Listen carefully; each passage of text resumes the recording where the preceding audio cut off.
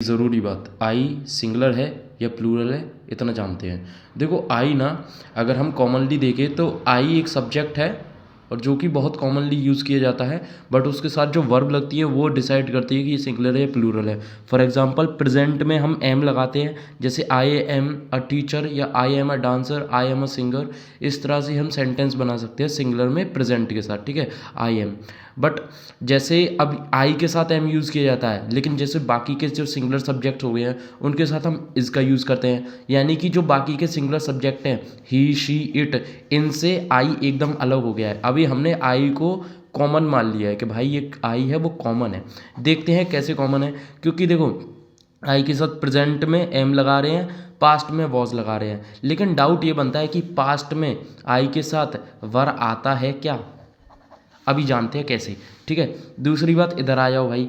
आप अब जो आर वर्ड है आई के साथ हमें पता है नहीं लगता है, लेकिन कई केसेस में आपने जैसे he and I are best friends, इस तरह से सेंटेंस है, he and I are best friends. अब एक बात बताओ, ही आ रहा है और आई आ रहा है, इन दोनों को मिलाकर क्योंकि ये कंजक्शन लगा है इसकी वजह से यहाँ पे आर आ रहा है, तो आई के साथ आर आ रहा है, लेकिन उसका जो मतलब है वो थोड़ा सा अलग पड़ गया है। इस चीज़ से भी आप किसी को कंफ्यूज कर सकते हो कि ये जो आई है आई के साथ आर लग रहा है। इवन आई के साथ क्या बोलते हैं, इज भी लगा सकते हैं। For example I is singular subject.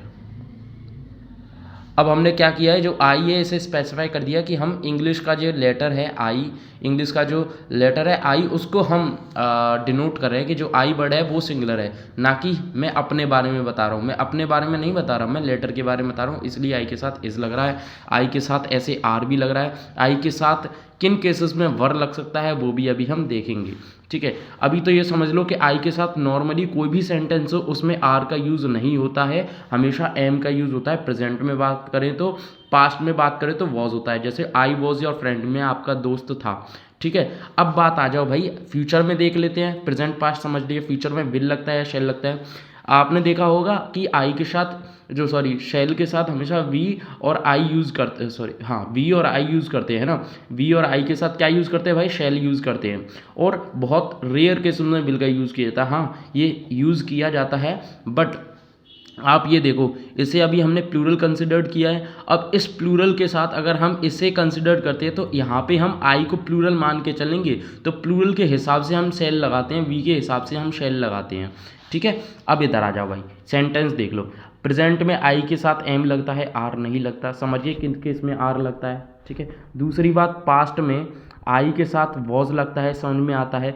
क्या वर आता है, नहीं आता, या आता है, अभी हम जानते हैं, ठीक है। एक मिनट में मैं आपको अभी क्लियर कर देता हूँ। देखो वर्ब भी आता है, ठीक है, और नहीं भी आता है। नहीं कब आता है, वर्ब कॉमनली जब हम वॉज के सेंटेंसेस यूज़ करते हैं। फॉर एग्जांपल मैं आपका दोस्त था, ये पास्ट का सेंटेंस हो गया, तब इसमें वर्ब नहीं लगाएंगे, एज अ सिंगुलर सब्जेक्ट हम आई को कंसिडर करेंगे, लेकिन इधर हम प्लूरल सब्जेक्ट के रूप में आई को नहीं देखेंगे, ठीक है।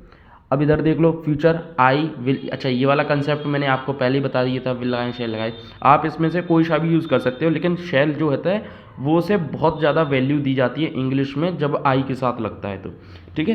विल के साथ थोड़ी सी मतलब एक डिफरेंट टॉपिक हो गया ये तो, जब हम विल लगाते हैं तो जो कन्फर्मेशन होता है किसी भी चीज़ को बोलने का वो थोड़ा सा कम नज़र आता है, और शेल लगाते हैं तो कन्फर्मेशन बहुत ज़्यादा नज़र आता है। एग्जाम्पल देख लो फटाफट से, आई के साथ वॉज होता है या वर।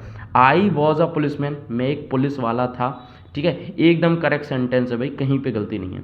लेकिन if I were a policeman, इसमें हमने क्या किया है, इफ़ को ऐड किया है, इफ़ को ऐड किया है। अगर हम इफ़ को हटा दें, आई वर अ पुलिसमैन, तो ये सेंटेंस गलत होगा, लेकिन अगर हमने इफ़ लगाया है तो ये सेंटेंस एकदम सही है। क्यों, क्योंकि ये होते हैं कंडीशन वाले सेंटेंसेस। कंडीशन वाले सेंटेंसेस में एक सोच होती है, यानी कि हम किसी सोच को लेकर, जब हम कोई भी चीज़ सोच रहे होते हैं कि यार काश में ऐसा होता, काश मैं ऐसा होता, अगर मैं ऐसा होता, अगर मैं वैसा होता, अगर ये होता, अगर वो होता, अगर ये वाले वर्ड्स आते हैं, या आप कहना चाहो अपनी थिंकिंग में बोलना चाहो कि अगर मैं पेड़ होता तो फल देता, if I were a tree I would give fruits, है ना, इस तरह से सेंटेंस होता है। जैसे कि अगर मैं पुलिस वाला होता तो एक थीफ को पकड़ता, if I were a policeman I would caught the thief, या I would catch the thief, इस तरह से सेंटेंस बन जाता। तो यहाँ पे आई के साथ वर का यूज़ हो रहा है।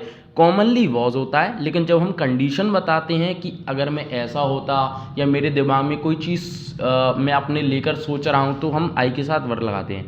इवन आई के साथ ही नहीं, हम सारे सब्जेक्ट्स के साथ वर लगाते हैं अगर कोई थिंकिंग करते हैं। फॉर एग्जाम्पल, वह लड़की होता, मतलब अगर कोई लड़का है लेकिन उसको मैं एक लड़की के रूप में कंसिडर करना चाहता हूँ कि अगर वो लड़की होता तो कैसा दिखता।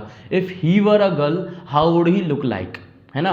तो अगर वो लड़की होता है, इफ़ ही, फिर मैंने वर लगाया है, if he were a girl, इस तरह से सेंटेंस बन गया। अब इसमें देखो आई आपका सिंगुलर है, बिल्कुल साहब, लेकिन सिंगुलर होने के साथ साथ भाई ये ग्रामर की लैंग्वेज कहती है कि सिंगुलर है, बट ये ज़रूरी नहीं है कि सिंगुलर ही हो, प्लूरल का रूप में भी काम करता है। मैंने आपको पहले ही बता दिया, कई बार प्लूरल के रूप में भी हम इसे कंसिडर करते हैं, तो आप इसे कॉमन मान के चलेंगे कि ये सिंगुलर भी होता है, ये प्लूरल भी होता है, ये कंडीशन या सेंटेंसेस के सेंस पे डिपेंड करता है। दूसरी बात, सिंगुलर होता है तो भाई सिंगुलर वर्ब लगती है, हमने देख लिया एम लग रहा है भाई, ठीक है। लेकिन आपको ये भी मैंने बता दिया कि प्लूरल वर्ब इसमें कब लग रही है, वर्ब भी लगता है, और जैसे आई के साथ आपका हैव भी यूज़ होता है। हैज़ आपका सिंगुलर सब्जेक्ट्स के लिए यूज़ होता है और हैव आपका प्लूरल सब्जेक्ट्स के लिए यूज़ होता है। तो आप बताइए आई जो है वो इधर हैव का प्लूरल का काम कर रहा है या नहीं कर रहा। तो आप कह सकते हैं कि आई इज़ नॉर आप बोल सकते हैं कि आई आपका सिंगुलर भी है और